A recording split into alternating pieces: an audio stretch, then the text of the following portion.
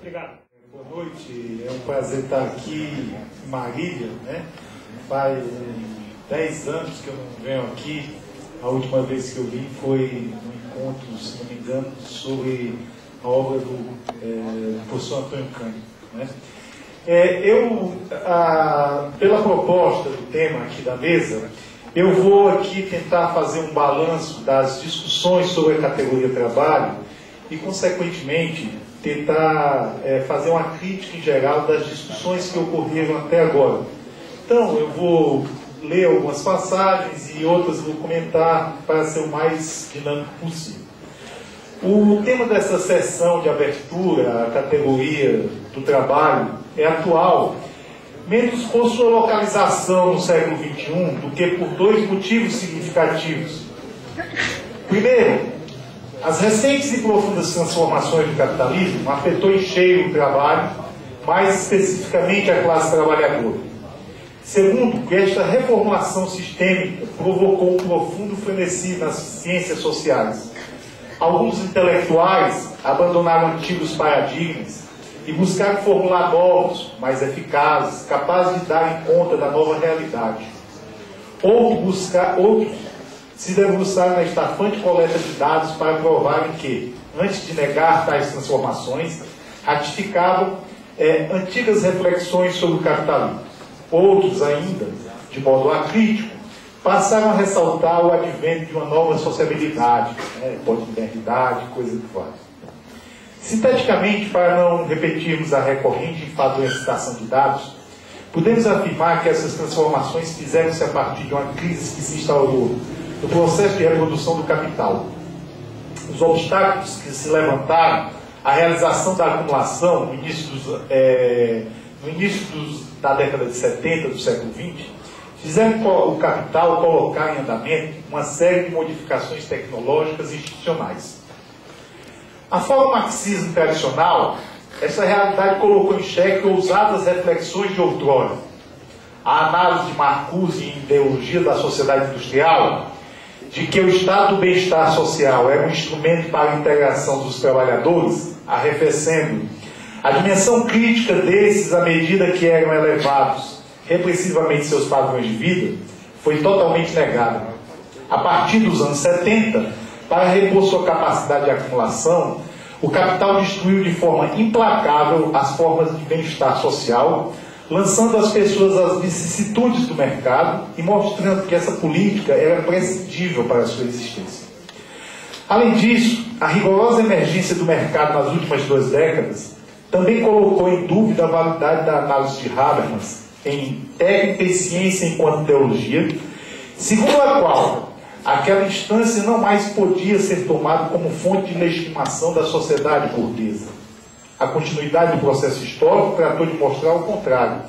Não só o Estado deixou de reconhecer a injustiça da relação de troca, se é que isso já existiu entre o trabalho e o capital, como o mercado, com a recorrente apologia da concorrência convertida em panacéia de todos os males, foi restabelecido no locus, onde o sistema legitima-se e constrói boa parte de sua hegemonia.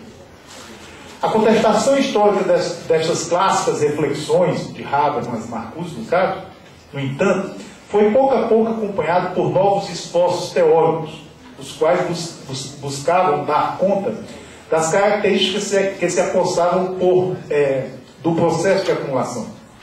Nos interstícios desta empreitada surgiram reflexões que alegaram como foco de preocupação o trabalho. Apesar de parecer algo menor, esta prioridade trouxe consigo profundas consequências.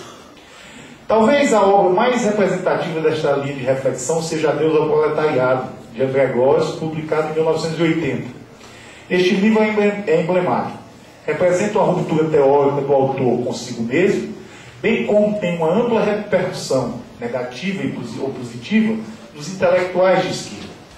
A ideia que permeia Adeus ao Proletariado, como seu próprio título sugere, é a de mostrar que a crise e as transformações do capitalismo possibilitaram a emergência de um novo sujeito histórico, a não classe dos não trabalhadores ou a não classe dos proletários pós-industriais.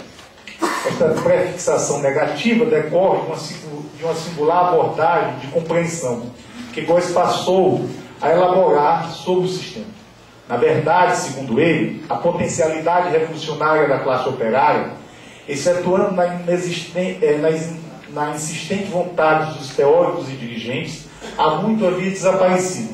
Este é o caso com a consequente crise do ideal socialista, consubstanciou-se com o fim dos operários profissionais e a substituição desses por uma massa de operários desqualificados, os quais passaram a ter capacidade de exercer as mais distintas funções. O trabalho outrora fonte de poder, pois que o capitalista e seu pessoal administrativo dependiam dos conhecimentos, perícias e experiências do trabalhador, tornou-se socializado e externo aos proletários, o que fez com que esses não mais se identificassem com as atividades que exerciam, nem pudessem esboçar algum poder a partir delas. Esta transformação que Góes atribui à heterogestão, Taylorismo e a organização científica do trabalho, como principais exemplos, e a complexificação do processo produtivo, implicou na opacidade das relações sociais. Por um lado, destruiu a autonomia das unidades produtivas, tornando-as dependentes de uma vasta rede de produção. Por outro, consequente e concomitantemente, destruiu a autonomia do trabalho na produção. Dois aspectos são subjacentes nessa reflexão de Góes. Primeiro, ao contrário da clássica concepção da classe operária, o novo sujeito histórico é identificado na não classe dos não trabalhadores, em virtude dessa ser composta de pessoas que acham que seu trabalho jamais poderá constituir fonte de realização pessoal, nem o conteúdo principal de suas vidas. Numa obra mais recente, Capitalismo, Socialismo, Ecologia, Desorientação e Orientação, Góes radicaliza afirmando: o trabalho não é mais o principal cimento social, nem o principal fator de socialização, nem a ocupação principal de cada um, nem a principal fonte de riqueza e de bem-estar, nem o sentido e o centro de nossas vidas. 2. Diversamente da perspectiva marxista, o devir histórico não pode ser mais pensado em termos de conquista de uma plena autonomia. A nova sociabilidade seria composta de uma esfera autônoma e outra heterônoma. Caberia à não classe dos não trabalhadores subordinar a segunda à primeira. Esta descentralização do trabalho aparece em outras reflexões. Pouco tempo depois de Adeus ao Proletariado, Clausewitz publicou seu clássico texto, Trabalho, Categoria Sociológica-Chave, em 1982. Para responder a essa questão, de início, Hoff salienta que no passado, tanto a tradição burguesa como a marxista elegeram o trabalho como fato social principal. A identificação da sociedade moderna como sociedade do trabalho pode ser verificada no fato do trabalho aparecer como categoria-chave nas obras de Marx, Durkheim e Weber.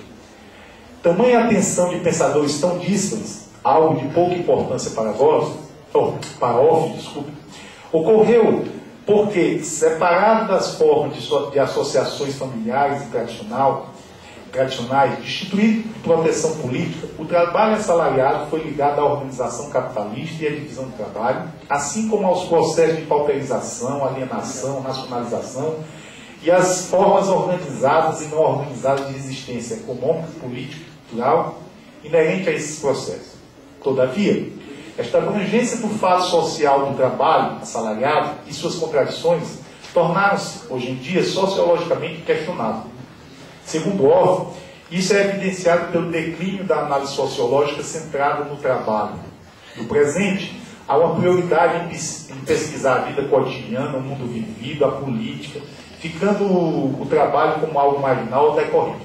Hoje em dia, mais atualmente, é o imaginário, o inconsciente e coisa que o vale, né? O declínio da importância do trabalho evidencia-se ainda e tem sua causa na emergência de um trabalho diversificado e heterogêneo.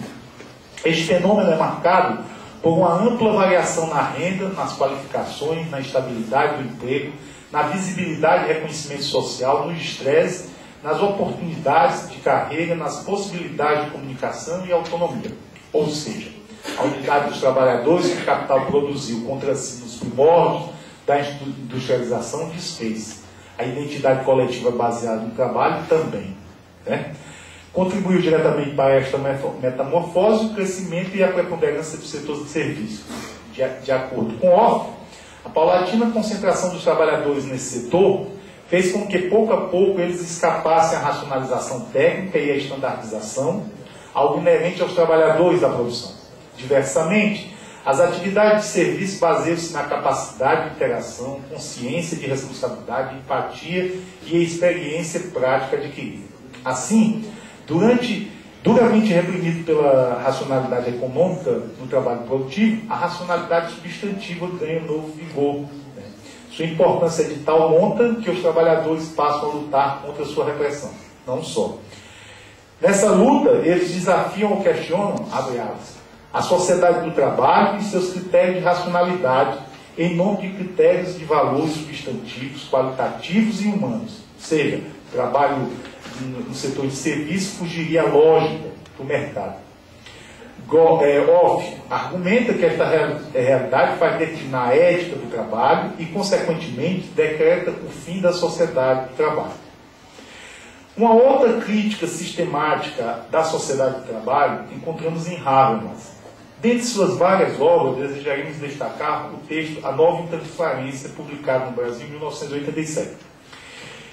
Neste texto, ele argumenta que, apesar de se renovar continuamente, a modernidade não foi superada. Ou seja, ele se contrapõe à ideia da pós-modernidade. Contudo, foi a utopia de uma sociedade do trabalho ultrapassada pela utopia de uma sociedade da comunicação, segundo. Em outras palavras, as energias utópicas não se retiraram da consciência histórica, apenas passaram a se localizar numa outra dimensão. Habermas justifica esta tese argumentando que a sociedade moderna moldou-se pelo trabalho abstrato, ou seja, o trabalho remunerado e regido pelo mercado. A penetração desse trabalho em todas as esferas da vida social fez a utopia centrar-se na produção, o que provocou uma expectativa da emancipação do trabalho nos fatores externos. A revelação que as forças produtivas não são inocentes. A abolição da propriedade privada no socialismo real, que não garantiu a autonomia dos trabalhadores. E, como principal fator, o declínio da força estruturadora e socializadora do trabalho abstrato, fizeram com que o trabalho abstrato perdesse a força persuasiva, fez com que se perdesse a força persuasiva a utopia de uma sociedade do trabalho. Como Goss, Habermas abandona a expectativa marxista de uma autoatividade, que é a autoatividade conhecida como a vida material. Este declínio da sociedade do trabalho, e não os obstáculos que se levantaram à valorização do capital dos anos 70, é apontado por Habermas como causa da crise do Estado social ou do welfare state. Apesar de ter pretendido emancipar o trabalho heterônomo sem transformá-lo em autoatividade, esse Estado, abre aspas, perdeu a capacidade de abrir possibilidades futuras de uma vida coletivamente melhor e menos ameaçadas, fecha aspas. Na verdade, ao garantir políticas restritivas, o Estado social tende a chocar-se com o mercado internacional e o interno. Objetivamente, isso coloca em xeque a divisão da riqueza e a garantia do trabalho.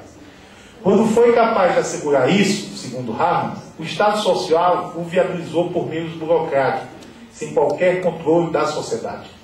Desta forma, o capitalismo desenvolvido, nem pode viver sem Estado social, nem coexistir com a sua expansão contínua. Este impasse do Estado social coincidiu com o esgotamento das energias utópicas da sociedade do trabalho. Isto fez com que o trabalho deixasse de ser o ponto de partida de uma ação libertadora, segundo Habermas. O ponto de referência passou a ser a dimensão da comunicação, da intersubjetividade, o único locus onde é possível a plena autonomia. A mobilização da arena, onde flui a comunicação, de acordo com Habermas, não tem como meta o dinheiro ou o poder, mas estabelecer uma relação completamente transformada entre as esferas públicas auto-organizadas, de um lado, e os domínios da ação, regidos pelo dinheiro e pelo poder administrativo, de outro. É interessante notar que a visão do Habermas sobre qual é a verdadeira esfera do poder que se deve procurar hoje em dia, coincida com a de Comte, que dizia que o principal poder não é o poder material, nem o poder político, né? É justamente o poder espiritual, que é a partir de onde se pode ter um controle efetivo da sociedade. Isso que é mais esquisito, né? Pelo menos nas minhas reflexões atualmente. Pois sim, no caso aqui, como nas outras reflexões anteriormente apresentadas, esta também apresenta problemas. Semelhante a Goss, Habermas, ao argumentar que as dimensões heterônomas devem subordinar-se ao mundo vivido, admite que nunca será possível uma plena autonomia. No entanto, ele esquece que, enquanto persistir o processo de valorização do capital, o mercado é uma força indomável.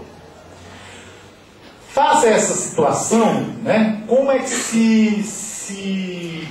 como se comportou o campo marxista de reflexão, né?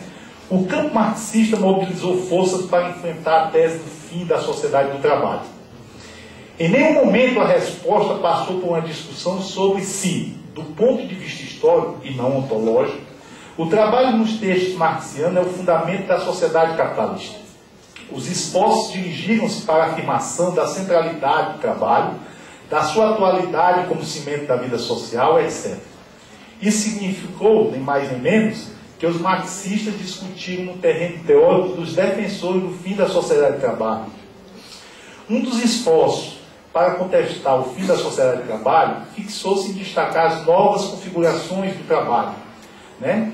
Que antes de negarem, confirmariam a sua centralidade.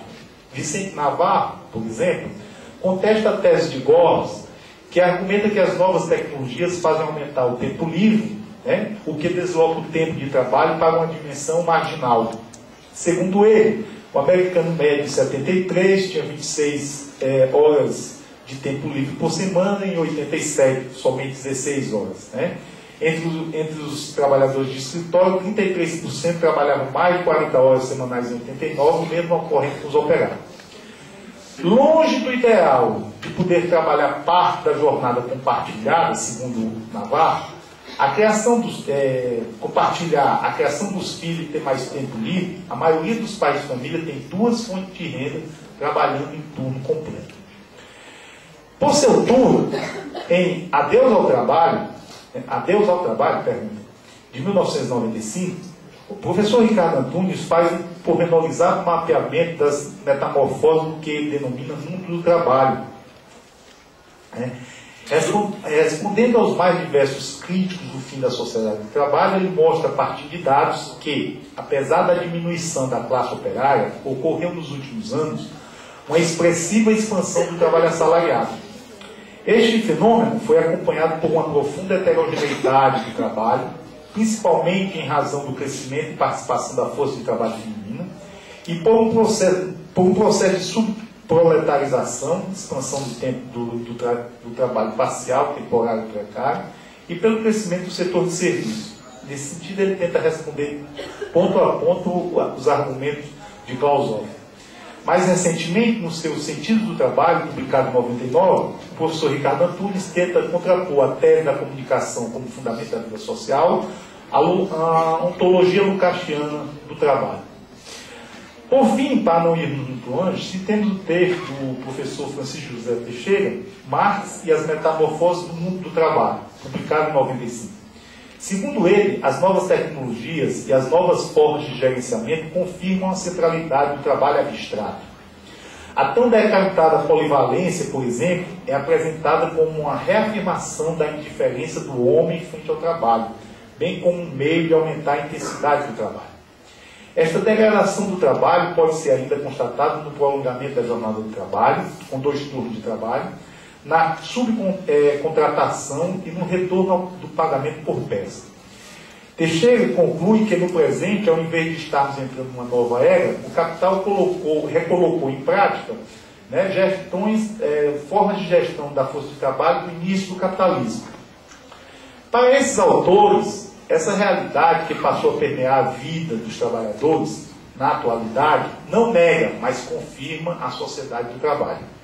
Esta ratificação ocorre à medida em que são reiteradas as bases para a reprodução do trabalho abstrato. Ou seja, aqui, em todos esses autores, por que o trabalho é central? Porque eles reafirmam que o trabalho abstrato é um elemento central que não pode perder de vista, e ele seria justamente o elemento integrador da vida social, algo que é negado pelos críticos, né?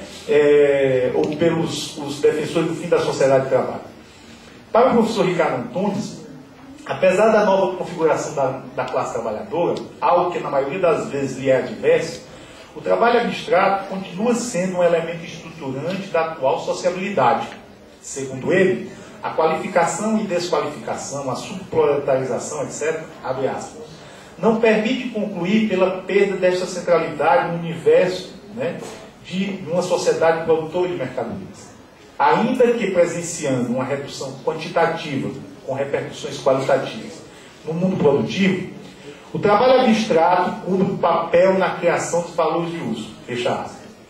O que significa dizer, segundo a ideia aqui do professor, que a perenidade da produção voltada para o mercado, né, reforçada pela hegemonia liberal, pressupõe a permanência do trabalho abstrato. Ou seja, não se pode pensar mercado sem trabalho abstrato, nem este sem aquele.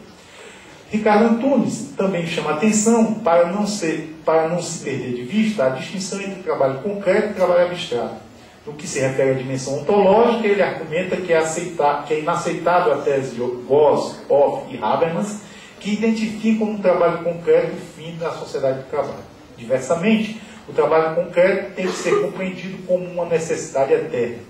Do ponto de vista da sociedade produtora de mercadoria, o professor Ricardo Antunes ressalta também que é somente aceitável a tese de Robert Kurz se entender por crise do trabalho abstrato a redução do trabalho vivo e ampliação do trabalho morto. Somente este processo seria capaz de colocar em xeque a sociedade produtora de mercadoria.